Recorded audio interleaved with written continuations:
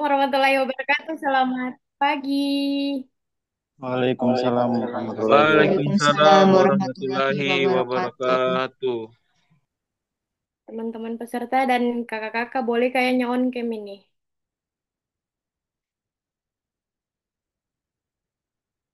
Supaya lebih semangat lagi kelihatan muka-muka cantiknya kan. Muka-muka gantengnya pagi-pagi.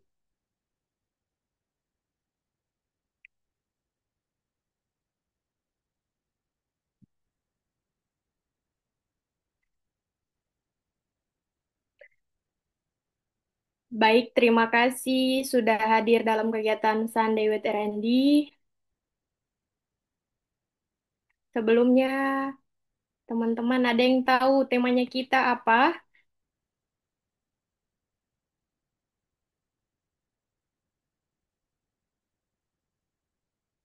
Halo teman-teman peserta. Ada yang tahu temanya kita dalam kegiatan Sunday with R&D kali ini apa?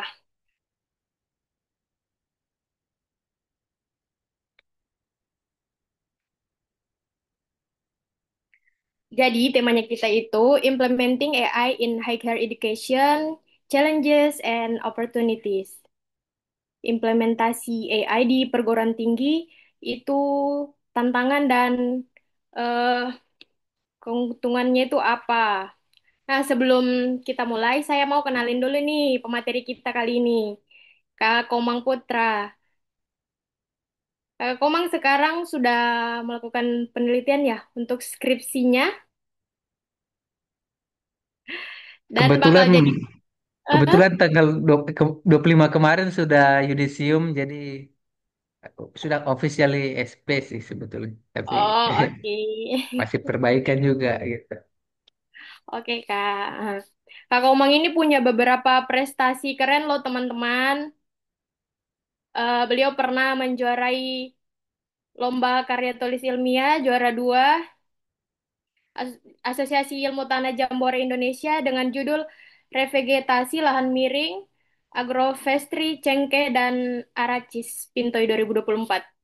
Kemudian, esai terpilih kompetisi Tersi Effort TS 990 dengan judul Keberlanjutan Lingkungan pada Perubahan Penggunaan Lahan 2023. Kemudian juara tiga kompetisi penyuluhan pertanian Fakultas Pertanian Universitas Tadulako dengan judul Konsep Precision Farming, Tinjauan dan Implementasi di 2024. Nah, Kak Komang ini sebelumnya merupakan staf HRD di Agriculture Research and Development sendiri. Kemudian Kak Komang juga eh, Kepala Penelitian dan Pengembangan KMHDI PC Palu. KMHDI ini organisasi mahasiswa dari berbagai universitas di Sulawesi Tengah dengan misi meningkatkan nasionalisme, agama, dan persatuan. Keren sekali Kak Komang ya teman-teman.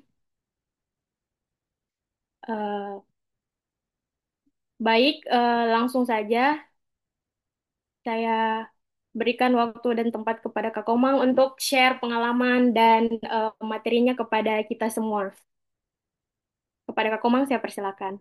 Oke, terima kasih banyak teman-teman panitia penyelenggara kegiatan Sunday with R&D, juga eh, moderator yang sudah luar biasa tadi acknowledge-nya, membabar apa menjabarkan sedikit pengalaman.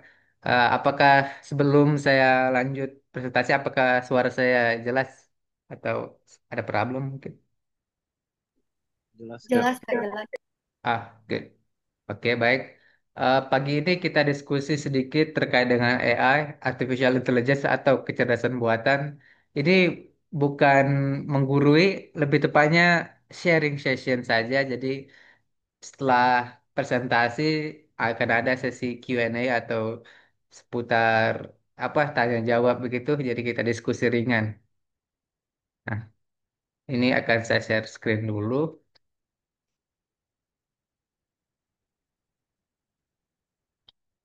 Oke, saya masih request mungkin bisa di apa hostnya bisa di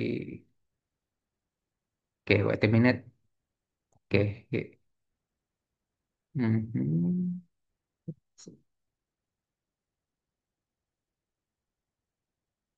Oke.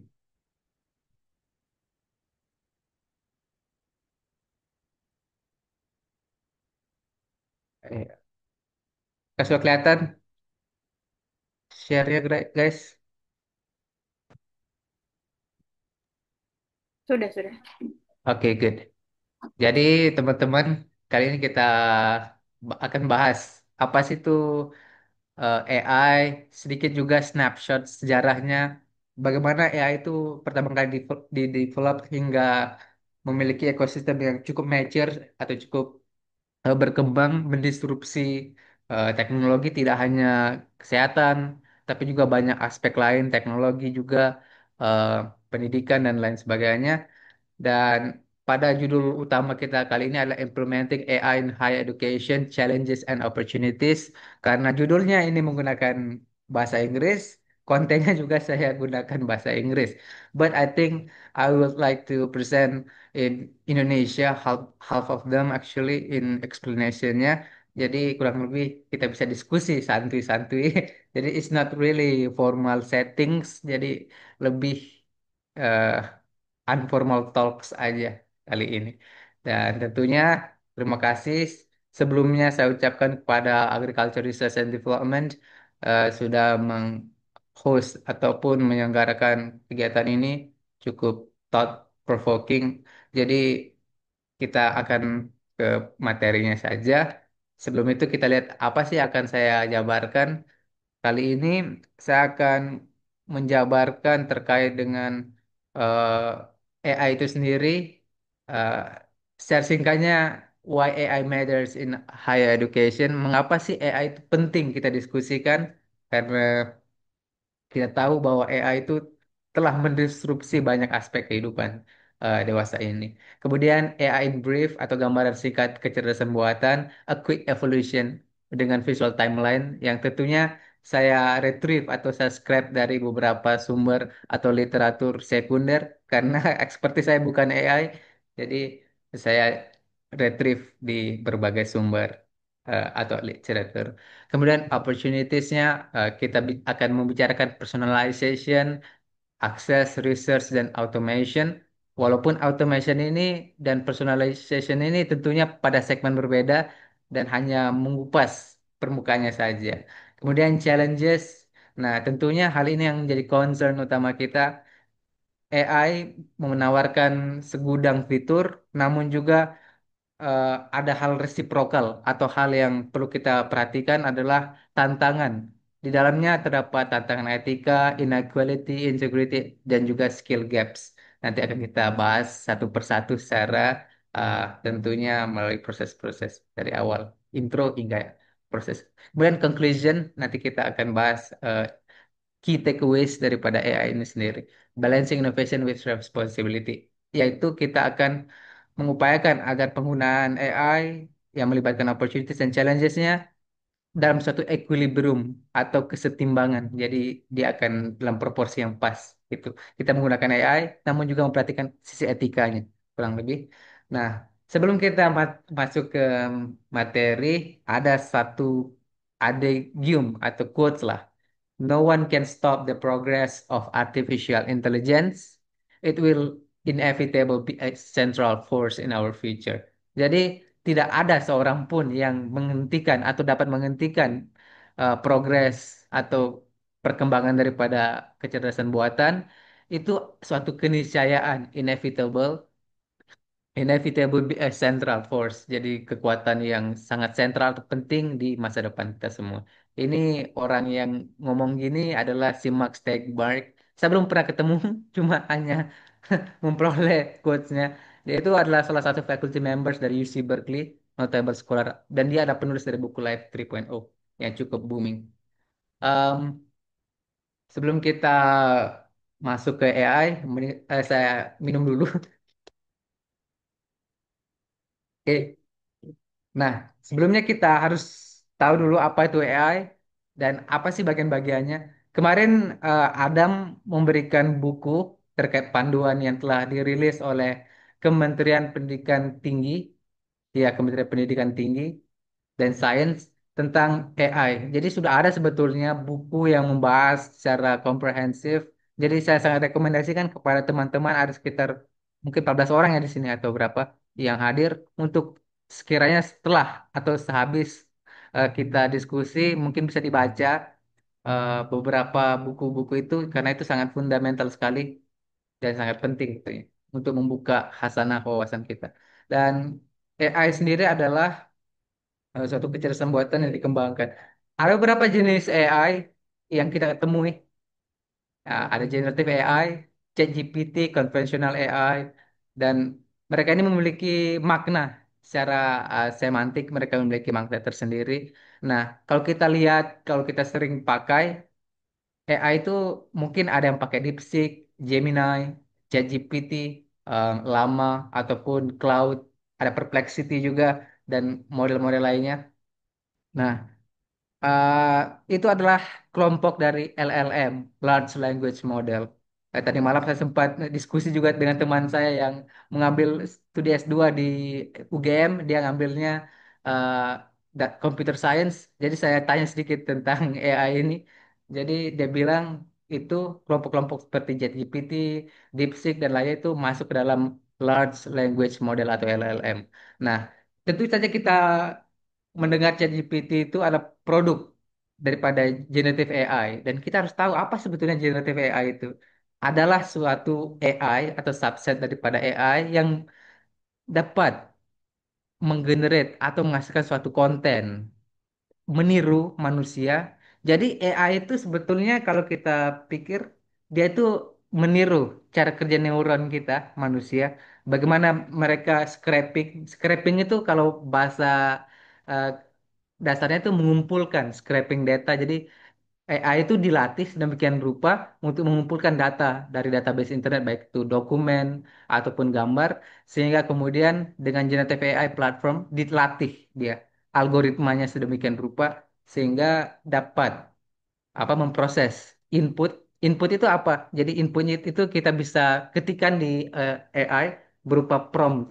Misalnya kita suruh si ChatGPT, could you define algebra or calculus? Jadi kita bisa minta AI itu untuk mendefinisikan kalkulus atau algebra. Dia akan mengumpulkan atau scraping datanya dari database dan juga akan menghasilkan output yang dapat kita lihat. Begitu pula dengan topik-topik lain. Nah, AI adalah suatu mesin yang dapat mengerjakan beberapa tasks atau perintah yang biasanya membutuhkan kecerdasan manusia. Jadi secara fundamental AI itu diciptakan dengan meniru gimana sih manusia atau kecerdasan manusia itu, maka itu disebut kecerdasan buatan. Walaupun tidak sempurna, AI itu tetap ada salahnya juga. Kadang-kadang kalau kita eh, melakukan prompting akan ada muncul kesalahan-kesalahan. Nah, ini sumbernya dari usg.com. Jadi kalau kalian mau lihat lebih lanjut bisa dilihat baca di sana. Nah, conversational AI adalah AI yang dapat diajak untuk bercakap-cakap. Contohnya AI yang ada di WhatsApp. Jadi kita bisa melakukan conversational uh, queries ataupun task conversational. Nah, lanjut kita bahas why AI matters in higher education. Tentunya ada tagline besar, Does AI matters? Yes, it does. Dan beberapa studi melaporkan yang saya kumpulkan kemarin, Onel dan Helmiatin 2023 dipublish di MDPI atau kalau nggak salah Science Direct. Dia itu mengatakan menurut penelitiannya penggunaan AI dalam pendidikan itu meningkat secara eksponen terutama di higher education atau perguruan tinggi and- dan terus menunjukkan tren positif dalam 2 tahun terakhir. Jadi kita lihat bahwa penggunaan AI dari tahun ke tahun terus bertumbuh. Oleh karena itu, why AI matters? Yes, it does. Karena penggunaan yang terus bertumbuh dan kita sebagai mahasiswa tentunya harus tahu dong tren-tren AI agar nggak ketinggalan zaman. Dan menarik sekali diskusi ini sebetulnya. Dan ada studi dilakukan oleh Syahrudin, saya dapat publikasi yang dipublish di jurnal Helion artikelnya, Empirical Study Performed di Universitas Negeri Makassar, di mana dia melibatkan 547 mahasiswa di cohort ini artinya kumpulan ataupun macam semacam itu kumpulan mahasiswa begitu yang dilibatkan itu 547 menghasilkan bahwa AI mempengaruhi ef- apa berefek atau mempengaruhi terminal kognitif dan nilai instrumental dalam proses belajar mengajar. Nah, oleh karena itu AI apa teknik etis misalnya aturan-aturan yang diterapkan pada mahasiswa dapat meningkatkan value building daripada mahasiswa tersebut. Namun, nah di sini hal yang di highlight oleh eh, si penulis adalah bahwa terdapat risiko yang tetap berpotensi dari AI. Tentunya risiko ini melibatkan etik dan juga pelanggaran-pelanggaran lain yang berpotensi terjadi oleh mahasiswa. Nah, oke, AI tentunya mendistribusi edukasi dan juga kita sering menggunakan AI sebetulnya dalam mengerjakan makalah kita, mengerjakan tugas-tugas ringan diberikan oleh dosen. Oleh karena itu AI sering menjadi bagian daripada kita. Di sini gambarnya AI dengan manusia ini ibaratnya dari hari ke hari apa ya? Banyak saling makin dekat gitu ya hubungannya. Mungkin lebih dekat daripada bestie kalian AI. Kalian menghubungi bestie kalian belum tentu satu hari satu kali, tapi AI mungkin setiap hari kalian akan tanyakan. Kurang lebih analoginya seperti itu walaupun hanya sekedar analogi. Dan kadang-kadang short decision making. Eh, Dulu kita nanya, misalnya kita ada problem yang membutuhkan pertanyaan Google. Dulu mungkin kita tanyakan Google, tapi sekarang bisa kita tanyakan ChatGPT. Misalnya eh, ada beberapa problem sehari-hari mungkin yang terkait dengan eh, misalnya kalian mau apply S2 misalnya in case ya kalian pasti nanyain di AI considerationsnya apa terus major yang kalian pilih mau pilih apa. Nah tentunya AI ini juga membantu dalam brainstorming dan short decision making atau decision makingnya secara singkat walaupun it requires further research dalam mengambil keputusan tentunya membutuhkan research yang mendalam. Oke, kemudian data collection. Tentunya kita membutuhkan data karena kalau scraping satu-satu data, it's takes long time. Itu membutuhkan waktu yang lama sekali, teman-teman. Oleh karena itu, dalam mengumpulkan data, kita terkadang menggunakan AI. Walau perlu diingat bahwa data-data dari AI ini kadang-kadang tidak akurat atau ada istilah khususnya dalam artificial intelligence namanya hallucination, di mana AI itu membuat data semu. Nah, kadang-kadang itu terjadi kita mungkin minta misalnya di desa A berapa sih penghasilan berapa sih produksi padi selama setahun dan ternyata AI itu bisa saja membuat jawaban yang ngarang gitu. Hallucination namanya kalau dalam istilah artificial intelligence. Nah, untuk kita lebih mendalami terkait dengan AI, sebetulnya AI ini kok bisa ada sih? Ini sejarahnya gimana? Kalau eh, komputer pertama dibuat adalah komputer ENIAC. Ini AI yang pertama apa sih gitu?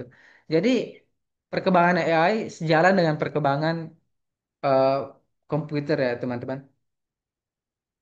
Namun pada saat pertama kali ditemukan AI tidak se-advance seperti yang sekarang. Nah, ini orang yang berperan di balik AI. Ini kalian lihat dulu kalau personal komputer sekarang kan cukup kecil. Dulu menggunakan personal komputer yang sebesar lemari karena efisiensi eh, hardware yang tidak seperti sekarang. Nah, AI pertama kali diperkenalkan 1960. Nah, tapi kala itu AI hanya digunakan untuk komputer gaming aja, maksudnya pada platform game. Mungkin kalau kalian pernah main apa sih PS atau kalian main mungkin bisa dikatakan main catur, ada itu kalian versus komputer. Nah, itu sudah eh, ada bentuk AI sederhana di mana kalian bisa melawan sistem. Nah, sistem itu didesain sedemikian rupa dengan kecerdasan buatan sehingga bisa melawan kalian dalam pertandingan video game kurang lebih begitu. Nah, ini adalah stockfish.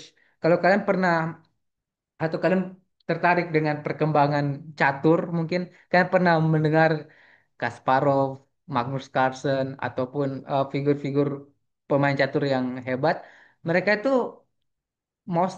mungkin sebagian dari mereka itu akan kalah, tapi most of them kalah melawan AI karena AI ini adalah kecerdasan buatan Stockfish, terutama AI yang dibuat untuk melawan player catur yang top, kurang lebih begitu. Jadi AI itu memang sudah ada lama, adalah bagian daripada teknologi juga. Nah, masuk 1970 terjadi eh, dulu pengembangan AI sempat tertunda karena di sini ada ekspektasi ada reduce funding atau dana untuk develop AI-nya dipotong ataupun di reduce, kurang lebih demikian, sehingga akselerasinya terhambat di tahun 70-an.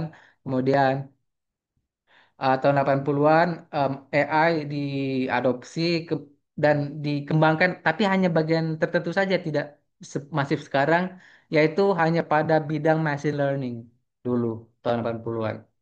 Nah, tahun 90 juga sama, mirip dengan 70-an, di mana reduce fundingnya kurang di sini tahun 90-an, sehingga tapi sudah mulai ada speech recognition.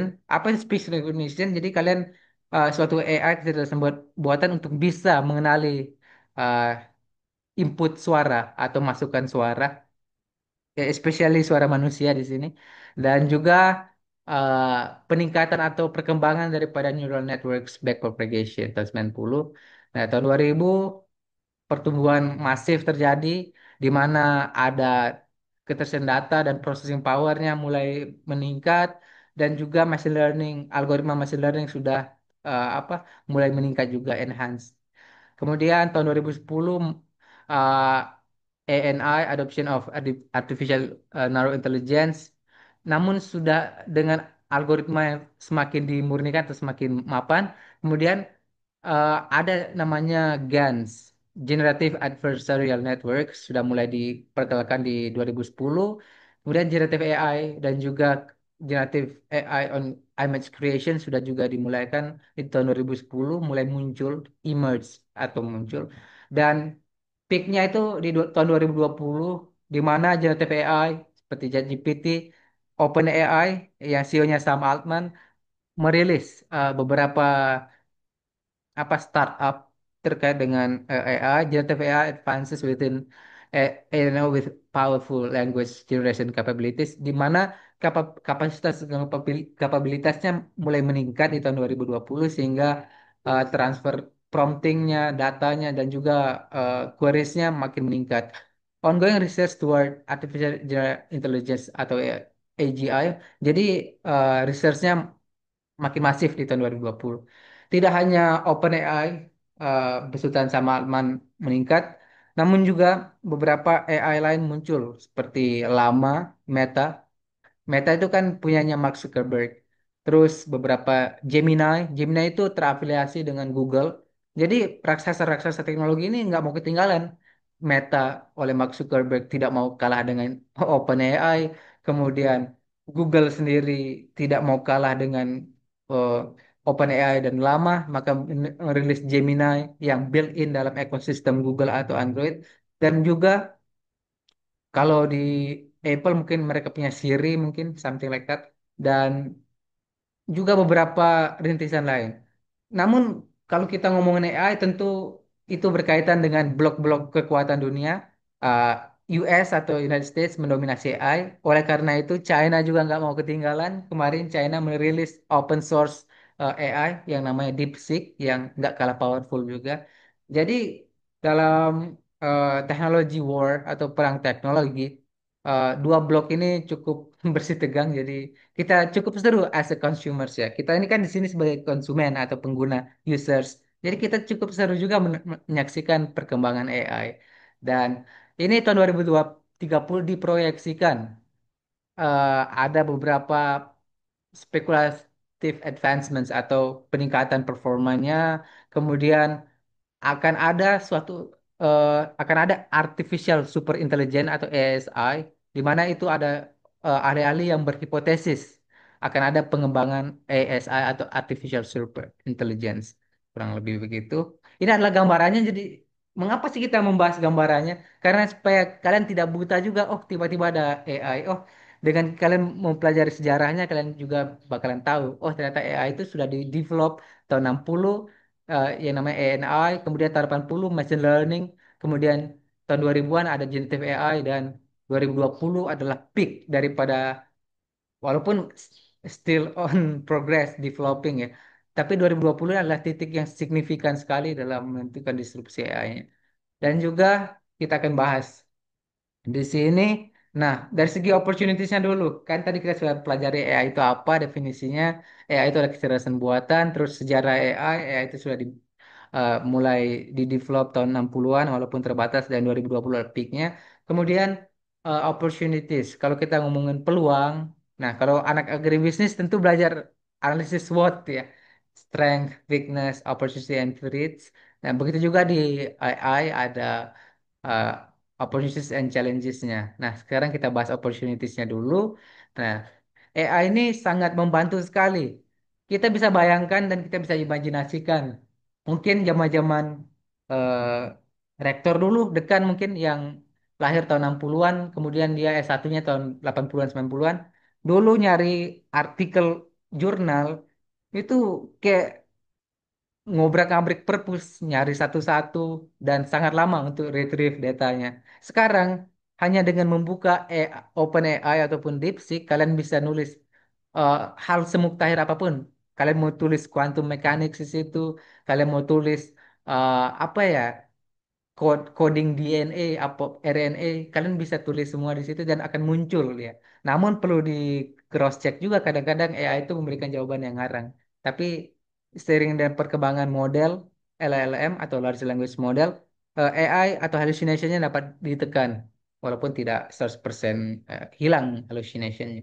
Nah, benefits of AI in personalized learning.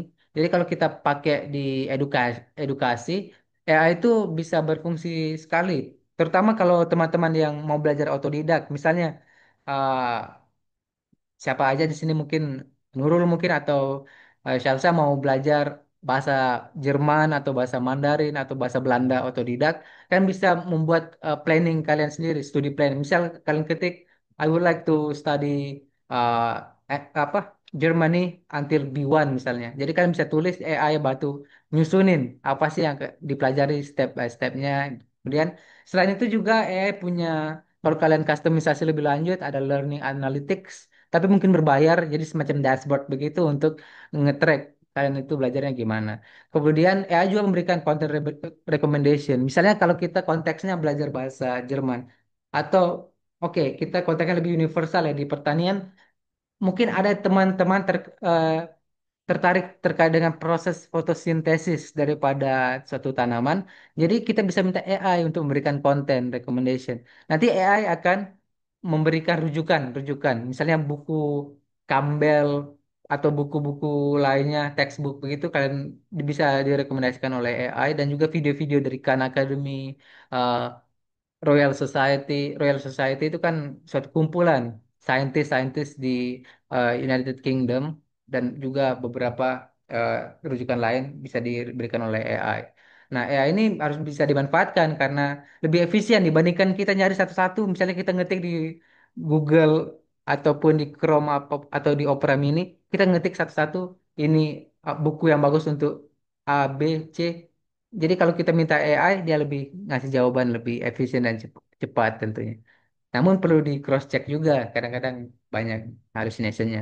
Kemudian intelligent tutoring systems, beberapa platform seperti Diglab dan juga beberapa platform seperti online education, itu mereka menawarkan AI sebagai intelligent tutoring systems. Kemudian automated grading and assessment. Kalau kalian belajar atau ikut course atau kursus-kursus online, entah itu berbayar ataupun free, some of them actually free dan open to public, itu untuk grading and assessmentnya itu menggunakan AI. Jadi alih-alih orang yang nilai performa atau hasil exam, ini AI ini dia yang akan melakukan automated grading system. Jadi lebih menghemat. Jadi seperti filosofi awalnya mengapa teknologi itu diciptakan adalah untuk memudahkan manusia. Begitu juga dengan AI ini, dia mendisrupsi sistem edukasi. Dan chatbot and virtual assistants, kalau kita di AI biasanya di WhatsApp ada biasa chatbot ataupun kalau di tele kan sudah ada lama Telegram itu ada bot-bot tele dan lainnya itu adalah contohnya kalau eh, di platform-platform seperti tele dan itu bisa dimanfaatkan juga tergantung kita yang memanfaatkan apa itu kan bisa bermata dua dan banyak chatbot yang bisa dimanfaatkan untuk sistem edukasi dan membantu kita dalam proses pembelajaran atau brainstorming. Nah, ini AI model, large language model dalam konteks akademis. Kalau kita di sini kan ngomongin konteks lebih kita titik beratkan dalam konteks akademis. Beberapa pentingnya AI dalam kita proses pembelajaran. Contohnya, kalau misalnya kalian disuruh nulis skripsi atau nulis artikel ataupun nulis makalah, bukan berarti kita suruh di ChatGPT tuliskan skripsi saya bab 1 sampai bab 5. Enggak. Kalian memanfaatkan AI itu partisi per partisi gitu. Jadi alurnya begini. Oh, saya disuruh dosenku eh, untuk nulis makalah misalnya atau artikel. Kalian bisa mulai dari judulnya, judul A, B, C, jadi lebih ke brainstormingnya. Kemudian di sini idea development. Yang pertama kan kalau dalam nulis itu kan idea development dulu, penentuan ide, topik, subjudul dan juga konteks daripada tulisan kalian termasuk outline-nya juga. Nah, di sini kalian bisa menggunakan idea generation and brainstorming. Saya sering menggunakan AI, DeepSeek ataupun eh, GPT, ChatGPT untuk melakukan brainstorming. Misalnya dalam membuat PPT ini, saya juga minta tolong pada AI untuk melakukan brainstorming. Apa sih yang akan saya masukkan? Apa itu challenges, opportunities yang muncul dewasa ini dan begitu. Jadi kita bisa melakukan brainstorming di AI. Kemudian research planning and study design. Nah, research planning ini kita bisa melakukan timestampnya. Misalnya kalau kita ikut lomba ataupun kita nulis eh, apa ya, nulis artikel kan, misalnya kita diberikan tugas nulis artikel, deadline-nya 1 minggu. Jadi kita bisa pecah-pecah itu eh, menggunakan research planning and study design dalam 1 minggu itu kita ngapain aja sehingga nggak keteteran. Misalnya hari kedua, hari pertama kedua untuk bikin outline-nya, hari ketiga dan keempat untuk nulis, dan eh hari kelimanya untuk proofreading. Nah, itu bisa kita lakukan dengan AI bantuannya untuk bikin timestamp-nya. Kemudian untuk content development and structuring, ini lebih ke outlining-nya sih. Misalnya kita bisa suruh AI untuk writing assistance dalam academic writing, terutama kalau kalian nulis makalah berbahasa Inggris, tentu saja ini penting academic writing. Ada beberapa grammar yang salah mungkin atau kalimat pasif aktif yang kurang pas, jadi kalian bisa text structuringnya menggunakan AI untuk bantuan. Ingat, dalam penggunaan AI, text structuring ini diperbolehkan, namun kalian tidak boleh suruh AI tulis topik A, B, lalu kalian plek ketik plek kalian Ctrl C, Ctrl V ke karya kalian. Itu sangat berbahaya sekali dan apa akan berpotensi pada pelanggaran. Dan visual and multimedia integration, mungkin kalian bisa suruh AI-nya untuk generate gambar di visual and multimedia integration. Nah, kemudian literature review and synthesis ini penting sekali kalau di skripsi itu bab 2 di tinjauan pustaka. Ini penting karena kita bisa outlining dulu apa sih yang akan kita masukkan dalam literature review and synthesisnya dan kita juga bisa melakukan penarikan kesimpulan daripada literature review-nya di situ. Uh, extracting and analyzing information. Jadi kalian bisa integrasikan Google Scholar dengan juga DeepSeek misalnya sebagai contoh, sehingga kalian bisa nyari atau scraping artikel yang relevan dengan penelitian kalian atau makalah kalian. Kemudian synthesizing literature and summary tables, kan bisa nyuruh si DeepSeek atau ChatGPT untuk mensintesa sumber-sumber referensi dan membuatnya sedemikian rupa menjadi suatu tabel, sehingga kalian akan mudah milih-milih dan tentunya ini penting sekali lagi dan lagi adalah cross check. Karena kita tidak bisa rely 100% to AI, jadi tidak bisa mengandalkan 100% ke AI-nya. dan juga data management and analysis, analisis menggunakan AI, juga interpretasinya, kemudian manajemen dataset. Ini penting sekali menggunakan AI sebagai bantu. Ini opsional, entah kalian manually ataupun menggunakan AI. Namun AI penting untuk enhance your productivity gitu. Kemudian editing, review, and publishing support. Jadi kalian bisa nyari, misalnya kalian nulis artikel, eh, oke, contohnya kemarin Adam kan apa dia proposalnya di riset sawit itu approve. Nah, kemudian dia melakukan riset dan semoga saja sehingga dan juga sudah ada draftingnya. Nah, nanti dia mau publish nih di artikel yang pas. Jadi dia bisa minta tolong AI untuk nyari publisher yang pas. Itu bisa sekali. Namun again and again kalian harus cross check lagi karena AI ini sometimes melakukan kesalahan gitu. Kemudian communication outreach dan ethical compliance dan juga AI ini penting namun perlu diseminasi. Artinya kita perlu komunikasi dengan supervisor. Misalnya kita nulis ini A, B, dan C, kita harus komunikasi juga dengan supervisor. Apakah ini legally acceptable atau diterima secara hukum ataupun etis gitu. Jadi harus tahu aturan mainnya kalau sebelum kita menggunakan AI. Ini penting sekali dalam segala aspek kehidupan. Begitu pula kalau kita melakukan hal lain ataupun terutama AI, itu penting sekali kita harus tahu aturan mainnya gitu. Agar tidak offside, tidak salah ataupun tidak melakukan potensi pelanggaran etika kurang lebih begitu. Dan tentunya untuk panduannya itu akan lebih lengkap seperti hukum-hukum yang mengatur etikanya itu ada di buku panduan. Mungkin bisa diminta langsung ke admin nanti ataupun kalian bisa akses di websitenya untuk panduan, buku panduan terkait penggunaan AI dalam perguruan tinggi Indonesia.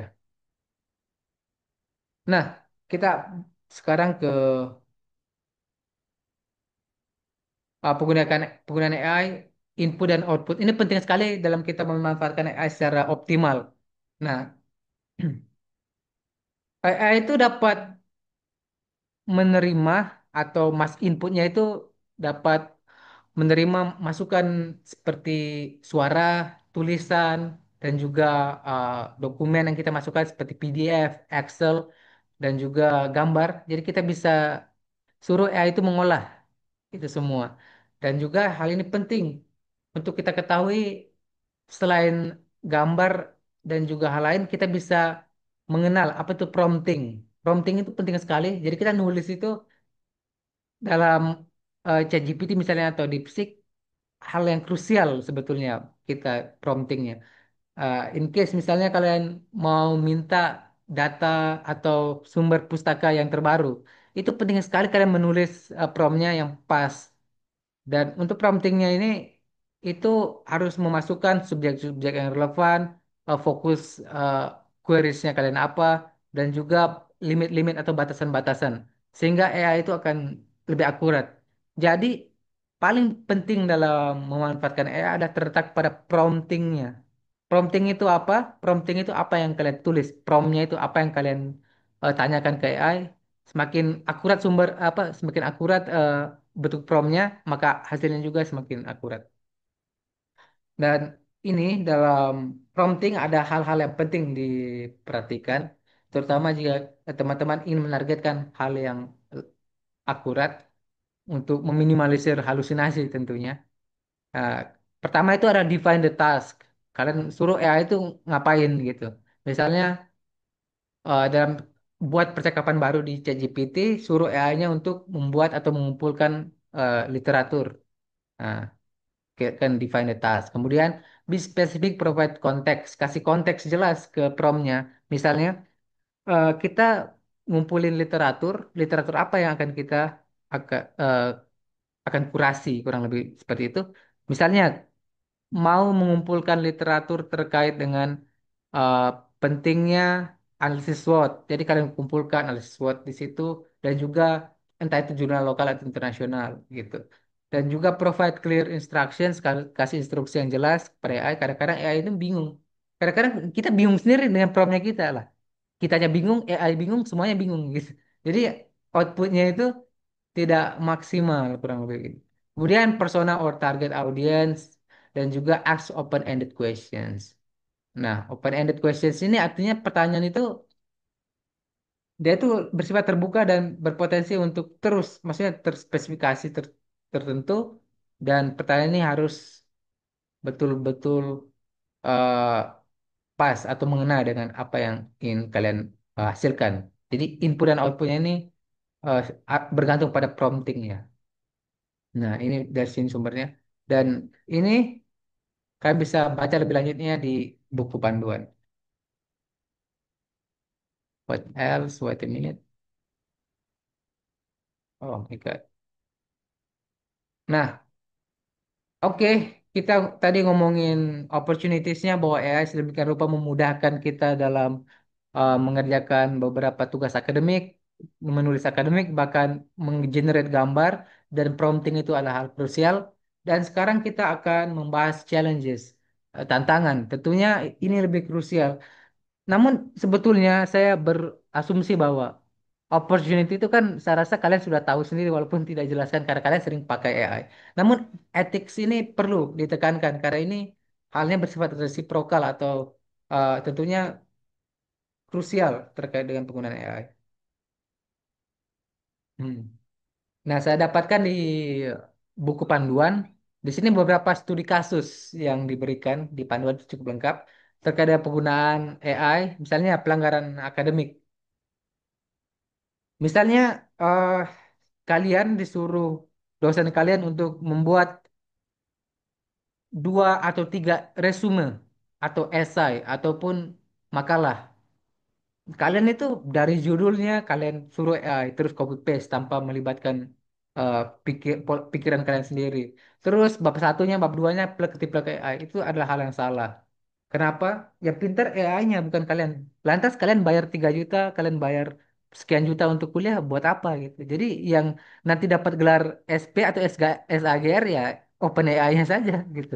Itu adalah hal eh, analoginya saja kurang lebih begitu. Jadi kurang lebih kita bertanggung jawab sih. Maksudnya memang gampang kalau kita nyuruh AI untuk ngerjain segala naskah apa. Namun itu berimplikasi negatif. Kita nggak tahu konteksnya apa. Kita nggak tahu bagaimana membuat struktur kalimat. Titik koma itu ada hal yang bagaimana kita menulis atau merangkai kalimat aktif, pasif. Itu akan susah kalau kita tidak tahu atau tidak latihan atau hanya terus-terusan mengandalkan AI dari segala konteks penulisan. Jadi kita harus uh, bisa memanfaatkan AI dan bijak. Nah, penting dosen sebetulnya penting apa peran penting dosen di sini harus ada dalam menggunakan AI. Nah, namun beberapa ya saya tidak mau membahas itu. Namun hal ini akan cukup kompleks juga karena panduan yang kurang jelas. Pertanian sendiri ataupun Universitas Tadulako belum sampai detik ini belum mengeluarkan panduan secara resmi terkait penggunaan AI.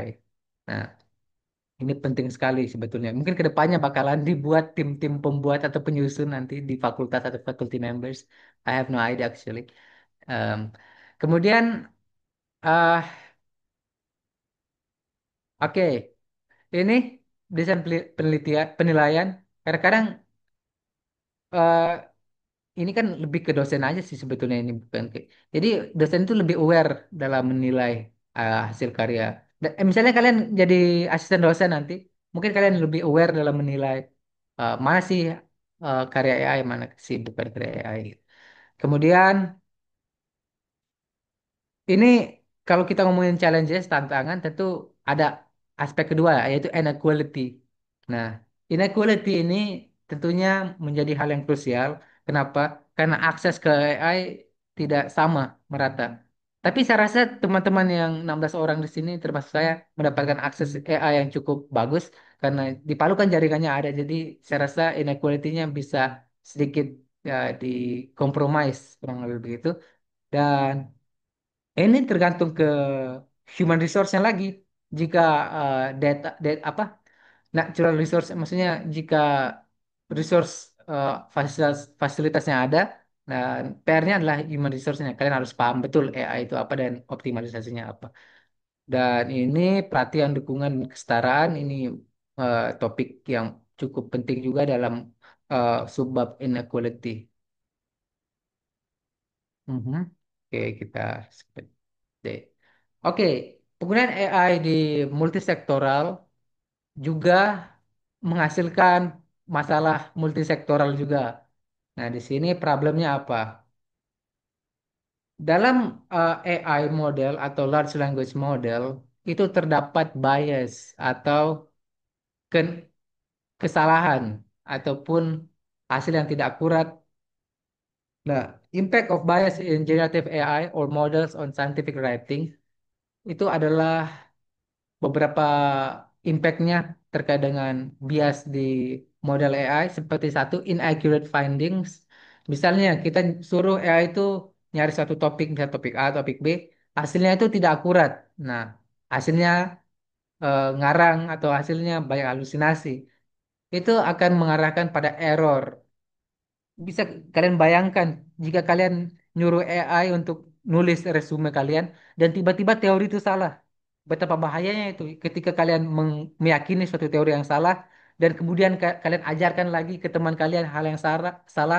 Jadi kesalahan itu eksponensial ya akan apa mengantarkan pada kesesatan struktural. Oleh karena itu saya tekankan again again and again untuk lakukan cross check sebelum apa menggunakan AI.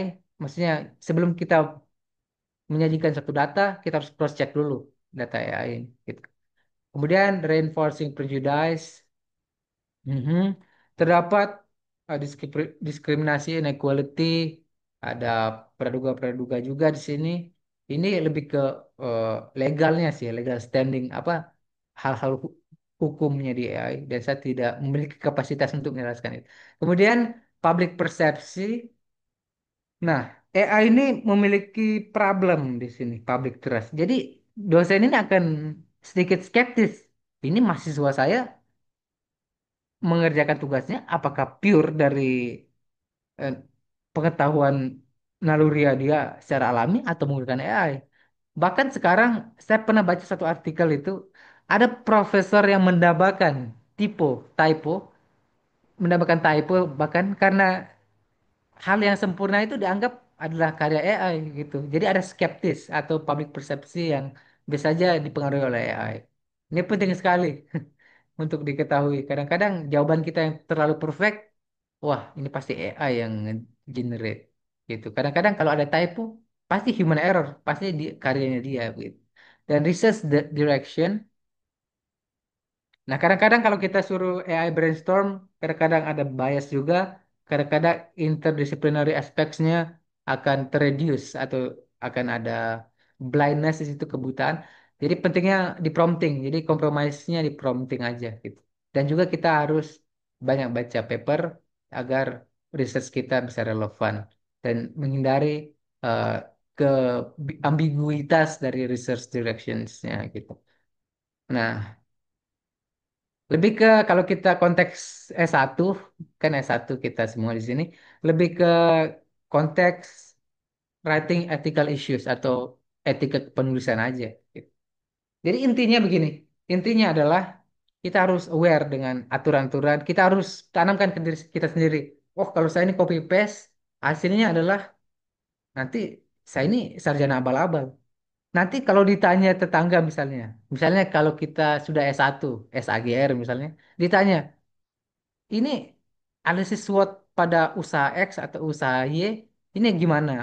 Analisis potensinya gimana? Itu untuk agribisnis. Terus kita nggak bisa jawab. Itu malu beban moralnya ke kita gitu. Dan juga kalau di agrotek kalau ditanya ini apa analisis kesuburannya, pH-nya ini kalau tanah saya apa tanaman saya keriting daun layu begini terus ini kira-kira apa yang problem? Ya kali kita buka Plantix atau apa terus itu akan meragukan kredibilitasnya kita kurang lebih begitu. Jadi kita bertanggung jawab karena kita 4 tahun kuliah, kita harus bertanggung jawab terkait degree-nya kita. Jadi tentunya ini lebih ke ethical dan ethical itu bersifat eh, tentunya moral pribadi ya. Ini kembali ke pribadinya masing-masing dalam penulisan gitu. Tergantung kita apa kita rely on AI yang berpotensi ethical, kalau tidak dilakukan dengan bijak atau kita dengan bijak tetap menggunakan AI namun pada porsi yang tepat. Nah, ini ada inequality dalam penggunaan AI dan juga beberapa pelanggaran. Ini data dari AIPRM, saya dapat di Google juga, in education AI in Education Statistics, di mana beberapa faculty members merilis data terdapat 65% terjadi plagiarisme atau plagiat di penulisan esai. Wah, ini krusial sekali, bahaya. Dan 62% mengurangi uh, human interaction atau interaksi antar manusia untuk belajar. Jadi manusia, human tends to using AI on their daily basis. Menggunakan AI lebih cenderung nanya AI dibandingkan ke nanya manusia, sesama manusia gitu. Jadi waktu kita berinteraksi itu bisa saja lebih ke AI dibandingkan dengan sesama manusia, itu menjadi concern. Sementara naluri manusia untuk berinteraksi atau manusia itu kan makhluk sosial, itu penting. Takutnya nanti kita akan mengurangi porsi untuk bersosial sesama manusia sehingga naluri kita untuk berkomunikasi akan terdegradasi. Itu yang ditakutkan. Dan hal yang paling penting di sini adalah data privacy and security. Misalnya kalau kalian posting mukanya kalian, tiba-tiba disalahgunakan, muncul di belahan hemisfer lainnya, dan hal-hal semacam ini penting sekali untuk diketahui. Jadi kita tidak boleh nanya sembarang ke prompt. Mungkin hal spesifik seperti tanggal lahir, nama orang tua ataupun foto-foto muka kita kalau bisa dikurangi lah untuk digunakan. Walaupun AI punya concern atau legal uh, approval, maksudnya begitu mereka punya legal standing sendiri untuk menghargai data atau privacy daripada users atau consumers yang mereka. Dan juga ini unequal process to air power resources. Jadi banyak daerah yang underdeveloped atau daerah berkembang, tentunya daerah pedalaman yang belum tahu terkait AI, tentu di sini akan ada gap, disparity-nya makin tinggi. Dan juga 30% profesi guru digantikan oleh AI. Ini saya tidak tahu apakah ini jadi concernnya kita masa pertanian atau tidak. Tapi saya rasa ini cukup menarik untuk diketahui. Kedepannya disrupsi itu adalah suatu hal yang bersifat keniscayaan. Kita tidak bisa menstop AI. Kemudian 23% manual task itu sudah terganti menjadi AI. Dan juga beberapa data-data, 40% orang concern, 1% tidak yakin, dan 1% not sure actually with the AI disruptions. Gitu. Intinya apa? Banyak orang yang concern juga sih. Misalnya kalau kita tiba-tiba digantikan dengan AI, terus kita kerjanya gimana? Makan apa kita? Gitu, tidak menyala kompor. Nah, ini ada paper yang menarik saya mau tampilkan di sini. Uh, Tulisan dari Buratwela et al. 2025 kalau nggak salah. Ya. Dia itu adalah uh, peneliti di University of College London. Dia itu menulis opini terkait dengan AI dalam mendemokratisasi edukasi. Hmm. Oke. On educational inequality, di sini dia membahas terkait dengan tidak kesetaraan daripada penggunaan AI dalam edukasi, juga ada techno-solutionism dan inclusive tools. Nah, nah sekali di sini bahwa AI digunakan untuk membangun kurikulum, memberikan peluang atau kesempatan dalam demokratisasi edukasi, dan juga memberikan renaissance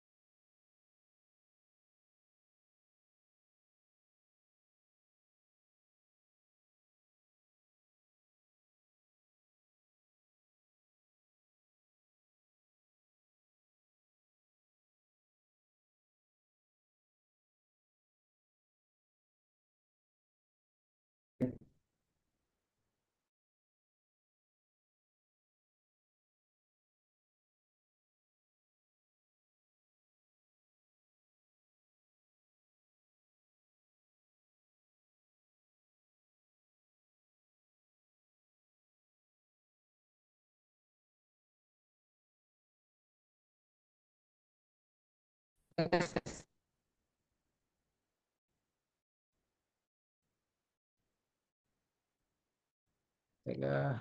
oke.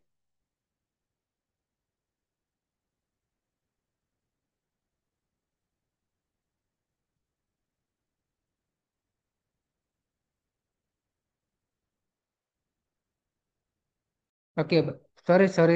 Maaf tadi ada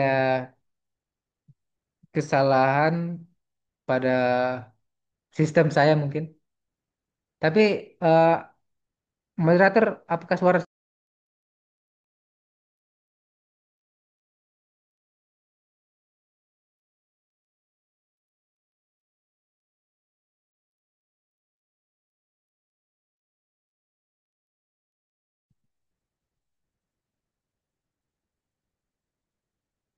tes tes tes?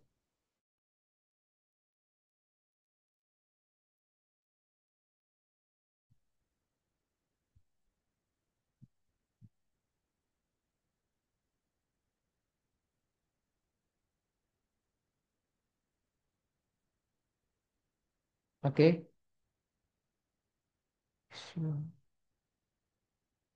Oke. Halo, tes. Apakah suara saya masih terdengar? Mas, Kak. Kedengar Kak, kedengar. Oh ya, tadi ada sedikit problem tadi nge-freeze. Mungkin sudah lelah, mungkin PC apa komputer apa laptopnya ngedengerin dari tadi. Tapi it's okay, we continue again. Oke, kita lanjut ke paper ini menarik sekali. Dia nulis terkait dengan inequality. Nanti kalian bisa baca sendiri, supaya sekalian belajar bahasa Inggris juga. I don't wanna explain further about this paper actually. Okay, well, we continue to the conclusions. It is the end of the part of my speech actually in this morning. Uh, wait a minute. I will have to personalize. Nah, di sini kita langsung ke kesimpulan sebetulnya. Uh, AI itu adalah hal yang krusial. Penting sekali, kita tidak bisa menghentikan AI. Memang semuanya akan kaget, banyak peran digantikan oleh AI. Begitu pula dengan pada awal ditemukannya komputer, banyak orang-orang kebingungan. Begitu pula pada awal ditemukannya fotografi, para pelukis itu bingung dia.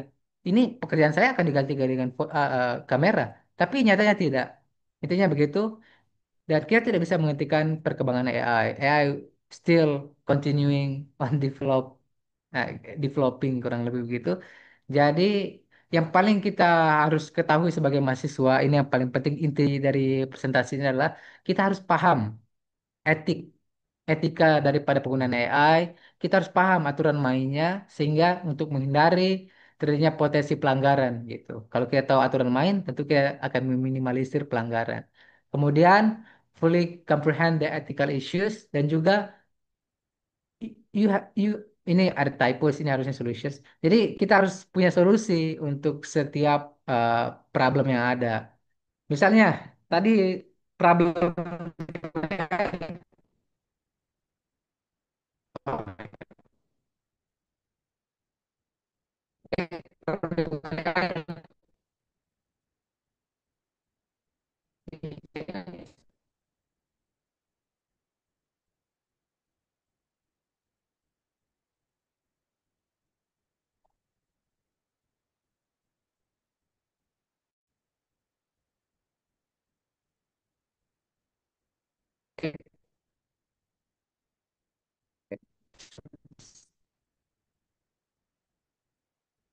Ada teman-teman mungkin PC-nya Kak Komang bermasalah lagi, jadi dimaklumi ya.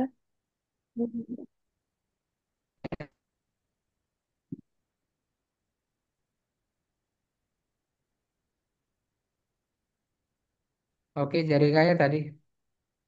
Tapi masih masih masih putus-putus atau gimana? Sudah Kak, sudah Oke, bagus. sorry tadi jaringan. Oh my God. Jadi langsung saya efisien efisienkan saja. Jadi intinya gini, kalian harus tahu aturan mainnya. Kalian harus pelajari aturan-aturan yang relevan terkait penggunaan AI, baca panduannya, dan kalian tidak bisa menghalangi penggunaan AI dalam writing, translation, early childhood education, teaching, dan juga tutoring. Namun mempertimbangkan etiknya juga, seperti privacy and data security, bias and fairness, academic integrity atau integritas akademik, dan transparency and explainability. Jadi ini adalah ethical considerations. Jadi saya sengaja menunjukkan gambaran timbangan di sini. Jadi kalian harus menimbang-nimbang. Intinya begitu, menimbang-nimbang mana yang harus diperhatikan. Make it in equilibrium state. Atau apa itu equilibrium? Kesetimbangan, kurang lebih begitu. Kalau kalian belum tahu apa itu equilibrium, itu istilah dalam ekologi dan juga legal atau hukum. Kurang lebih begitu. Uh, let's wait to the Q&A. Are pleased to all of the participants. So I will give kesempatan untuk moderator untuk memoderasi Q&A-nya. Silakan. Baik, jadi itu materi yang Rekomang bisa share ke kita. Dipersilakan kepada teman-teman peserta, barangkali ada pertanyaan untuk bertanya kepada pemateri.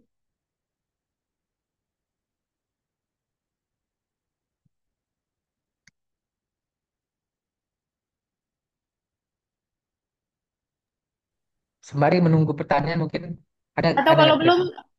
ada pertanyaan yang peserta lampirkan di Google formulirnya ini, Kak. Oh, oke, boleh, boleh, boleh. Oke, biar tidak Jadi stuck ya. pertanyaannya Jadi, langsung saja. Iya, ya, silakan, pertanyaannya silakan. langsung saja saya bacakan. Ya, monggo, monggo. Eh, apa peluang karir baru yang muncul bagi mahasiswa dari perkembangan AI di dunia pendidikan? Itu Di dunia pertanyaan pertama. pendidikan ya. Oke, baik. Ya. Peluang karirnya adalah text prompting atau text engineering. Ini akan saya tulis di kolom chat. Got it. Wait a minute. Text prompting. Ini penting sekali. Sorry, sorry, typo. Itu prompting, guys. Atau prompt engineer. Ini bahkan beberapa univ buka jurusan ini. Jadi orang yang sedemikian rupa yang jago ngeprompt itu menggunakan AI. Jadi ibaratnya admin AI lah, kurang lebih begitu.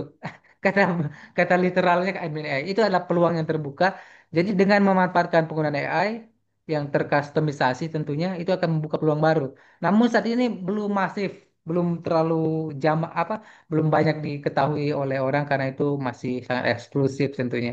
Jadi kalau ngomongin peluang sebetulnya ada prompt engineering dan itu cukup menarik untuk dipelajari untuk kalian. Nah, ini juga bonus mungkin, apalagi kita pertanian akan cukup sukar mencari pekerjaan. Kalian kalau semester 1, 2, 3 mungkin bisa kalau matematikanya kuat untuk belajar data analisis, analisis data mungkin bisa nanti bekerja lintas jurusan. Tapi kalau dari sekarang ambil course-course-nya kan intinya nggak nganggur nanti gitu. Semoga saya sukses kalian gitu. Oke, lanjut pertanyaan. Semoga terjawab ya. Walaupun sedikit diselipi dengan jokes. Oke.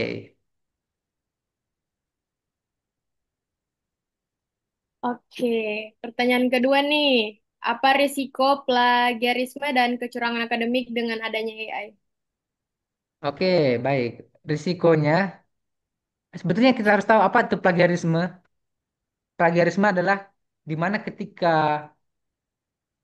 tulisan yang kita submit atau yang kita kumpulkan setelah dicek dari plagiarism checker itu menunjukkan kesamaan atau similarity index. Jadi intinya plagiarisme itu adalah indeks sama atau similarity index dari karya kita dengan karya orang lain. Intinya orisinalitasnya. Jadi begini, apa risikonya kalau tulisan kita berplagiasi tinggi itu menunjukkan bahwa otentik atau orisinalitas karya kita itu rendah. Itu berbanding terbalik dia. Plagiarisme tinggi, karya orisinalitas rendah. Itu berbanding terbalik. Jadi singkatnya begini, kalau plagiarisme kita tinggi berarti daya kemampuan kita untuk menulis yang pure dari eh, buah pikiran kita, buah pengetahuan kita itu rendah. Itu bahaya ya. Risikonya di situ. Ya, selain akan mendapatkan nilai jelek mungkin dari dosen kalian, juga akan berimplikasi pada kualitas tulisan kalian gitu. Karena kita ini kuliah ini kan salah satu skill yang kita utamakan adalah kemampuan menulis dan berpikir, reasoning. kurang lebih begitu. Mungkin itu risikonya AI. AI ini juga tunggu. AI ini juga dapat meningkatkan potensi plagiarism. Karena apa? Karena banyak orang yang pakai AI nulis resume yang nggak mau yang gampang kan. Jadi potensi plagiarism akan semakin tinggi atau risikonya makin besar. Kurang lebih begitu. Kalau tidak bijak digunakan. Ya, mungkin itu aja. Masih ada satu pertanyaan lagi, pertanyaan terakhirnya. Ya, silakan. Apakah penggunaan AI dalam menyusun riset dapat menurunkan kualitas daripada riset itu sendiri? Oh, menarik sekali. Ini menarik sekali pertanyaannya. Apakah menulis AI dapat menurunkan kualitas riset? Secara kuantitatif dan kualitatif, tidak serta-merta menurunkan kualitas riset jika kita tahu aturan mainnya. Menggunakan AI dalam brainstorming itu krusial dan tentunya kecuali kita plek-ketiplek menggunakan AI itu akan menurun kualitasnya. Kenapa? Ya karena itu bukan karya originalitas kita. Namun kalau kita ngomongin kualitas riset, AI malah bisa meningkatkan kualitas riset kalau brainstormingnya benar gitu. Misalnya kita nulis systematic review atau publikasi ilmiah, kita bisa minta AI untuk membuat outline-nya saja, outline-nya, bukan konten, outline terkait dengan variabel-variabel yang berlaku di universitas top atau laboratorium yang standar internasional. Itu bisa meningkatkan kualitasnya kita yang dari pemahamannya kita masih lokal atau regional ke standar internasional. Justru AI ini membantu dalam meningkatkan kualitas riset. Dan kalau apakah kualitas riset bisa terdegradasi? Iya bisa kalau nulisnya nggak benar atau brainstormingnya salah atau jadi tergantung kalian ibaratnya ya ini pisau kalau kalian pakai pisaunya salah ya otomatis hasil potongannya nggak bagus kurang lebih begitu analoginya begitu guys. Nah, mungkin bisa semoga saya bisa menjawab walaupun pertanyaannya jawabannya sedikit imajiner gitu intinya yang penting analoginya didapat eh, semoga saja bisa menjawab kurang lebih begitu. Oke. Jadi pertanyaannya yang di Google Formulir itu yang mereka lampirkan. Ya Yang mungkin dari di sini teman-teman, ada pertanyaan terkait penggunaan AI atau apa. Sebetulnya ini penting dan mungkin sembari menunggu mungkin saya bisa cerita-cerita sedikit. Beberapa univ yang kalau saya baca di buku panduan, kalau misalnya teman-teman nulis makalah nih, di akhir makalah itu kan mungkin kasih keterangan mungkin ada halaman tersendiri menuliskan keterangan bahwa tulisan ini dibantu oleh AI, namun dalam porsi yang telah diukur oleh pengguna sehingga tidak eh, menimbulkan kesalahan atau mungkin pelanggaran etika. Biasanya itu kalau di publikasi Q1 macam Science Direct atau MDPI itu mereka menuliskan gitu dalam credits. Nah, itu ada namanya credits. Ini creditsnya keterangan saya akan tulis. Itu penting sekali di situ. Credits of manuscript. Jadi ini ngasih disclaimer dulu, ibaratnya itu. Intinya begitu, ngasih disclaimer. eh, apakah ini tulisan ini menggunakan AI atau tidak. Nah, jika mungkin ada hal terkait mau ditanyakan, silakan. Mungkin ada. ada yang mau bertanya tadi Kak peserta. Salim. Oh ya, silakan silakan. Salim tadi mau bertanya ya. Oke, Kak, saya mau tuh perkenalkan nama saya Salim dengan NIM E281240007. Oke, saya ingin bertanya kepada Kak Komang. Tadi Kakak bilang bahwa AI itu dilatih. Nah, te- terus mengapa ketika kita memberikan pertanyaan tertentu kepada AI, biasanya biasanya AI tersebut menjawab tidak sesuai dengan pertanyaan itu, maksudnya pertanyaan tertentu tersebut. Kalau boleh tahu, itu saja pertanyaannya, Kak. Terima kasih. Oke, baik. Oke. Nah, AI ini memang ada istilahnya hallucination. Ini adalah terminologi yang dikenal. dalam dunia artificial intelligence ini adalah hal yang umum dilakukan. Dan sampai saat ini belum ada large language model yang 100% eh, bersih dari hallucination. Itu kenapa jawabannya tidak akurat? Iya, tergantung pada jenis pertanyaannya. Kadang-kadang di database AI-nya itu tidak ada. Namun AI itu memaksakan untuk satisfy atau memuaskan queries. Wait a minute, I will type it. Jadi AI ini sifatnya diprogram untuk mensatisfy atau memberikan kepuasan pada users. Jadi kadang-kadang mereka memaksakan jawaban begitu. Intinya yang penting usernya senang gitu. Yang penting ada jawabannya. Jadi biar ditanya dia kenapa langit itu apa, bumi itu datar mungkin walaupun kadang-kadang ada jawaban yang tapi mereka akan memaksa untuk menjawab. Jadi itu pentingnya kita untuk cross check dan kalau pertanyaan mengapa jawabannya tidak akurat karena konstruk algoritma. Nah, ini kalau saya kalau kita ngomongin konstruk algoritma ini tentu memerlukan ahli ahli dalam orang data science atau computer science mungkin komputer AI engineering. Saya belum punya porsi untuk menjawab secara teknis, namun istilah hallucination itu adalah suatu hal yang ada dan itu menyebabkan jawabannya tidak akurat kurang lebih begitu. Jadi kita perlu cross check untuk compromise hal itu. Mungkin begitu saya dari saya. Semoga bisa menjawab pertanyaannya saling. Ya.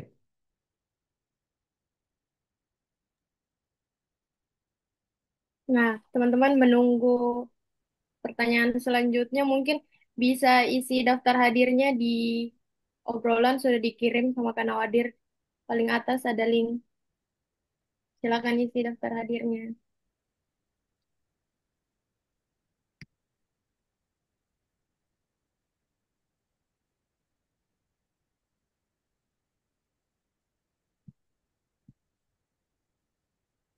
Ada lagi yang mau bertanya selain Salim?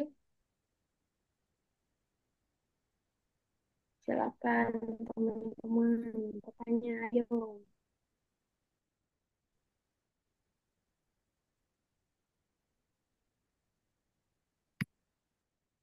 Iya, kalau ada. Tapi menarik sekali memang halusinasi ini suatu hal yang inevitable. Mungkin kedepannya bisa saja teknologi mengurangi halusinasi.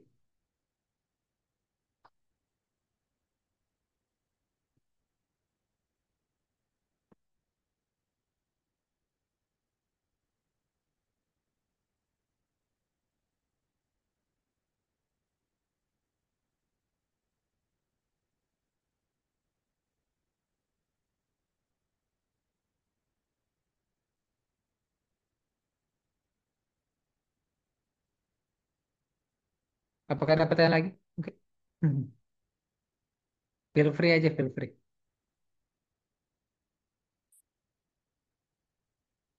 Ayo teman-teman peserta dipersilakan untuk bertanya. Atau sudah terwakilkan semua Iya, mungkin. dengan pertanyaan-pertanyaan tadi? Iya. Intinya hal yang sangat saya rekomendasikan adalah untuk membaca panduannya, guys. Karena apa yang saya sajikan adalah hanya sekelumit saja dari banyak fakta-fakta atau hal-hal menarik terkait dengan AI. Dan tentunya ya gitu. Kalau kita mungkin tahu kan eh, makin bagus juga gitu.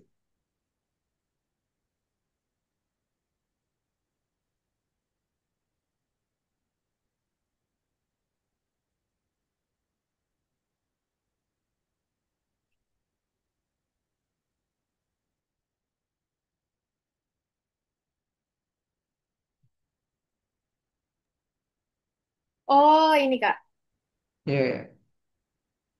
Closing statement dari Kak Komang sendiri bagaimana? Oke, closing statement. Teknologi itu adalah hal yang kita tidak bisa apa ya tahan, kita tidak bisa hindari. Kita hanya bisa memanfaatkan teknologi itu agar kita juga bisa ikut bersinar bersama dengan teknologi itu. Jadi menurut saya penting sekali untuk terus up to date, apalagi kita ini generasi Gen Z ya. Jangan sampai kita nih nggak tahu terminologi atau hal-hal fundamental terkait itu. Dan saya yakin teman-teman di sini orang-orang yang bersinar semua, semoga ke depannya. Dan eh, saya berharap semoga kita makin bijak di era atau di zaman gempuran artificial intelligence atau AI. Kurang lebih begitu aja dari saya.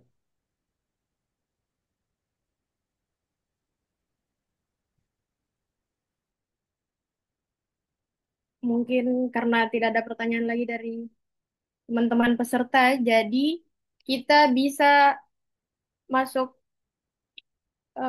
dokumentasi, sesi dokumentasi sebelum tutup.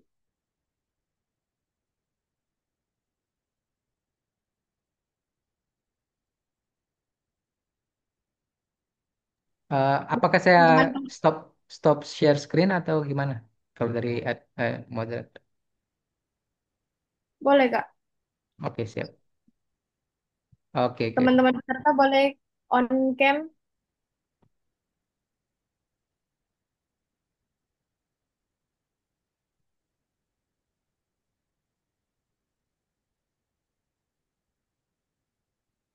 Banyak juga ya yang hadir. Weekendnya kalian harusnya kalian rebahan atau mungkin istirahat. Ternyata menyempatkan waktu. Terima kasih sekali sudah hadir sama-sama.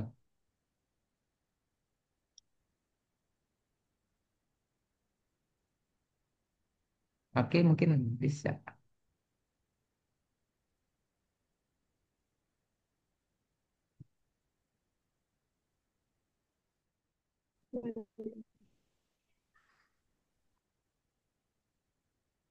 Masih ada yang belum on cam.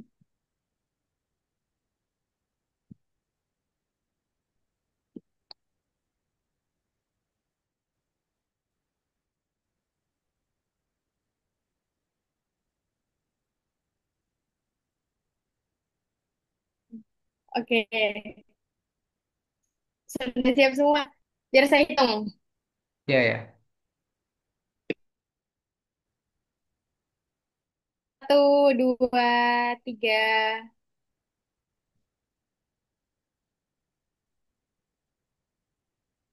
Teman-teman, gaya bebas. Saya hitung lagi. Satu, dua, tiga. Oke. Sudah ya? Sudah. Oke, terima kasih moderator.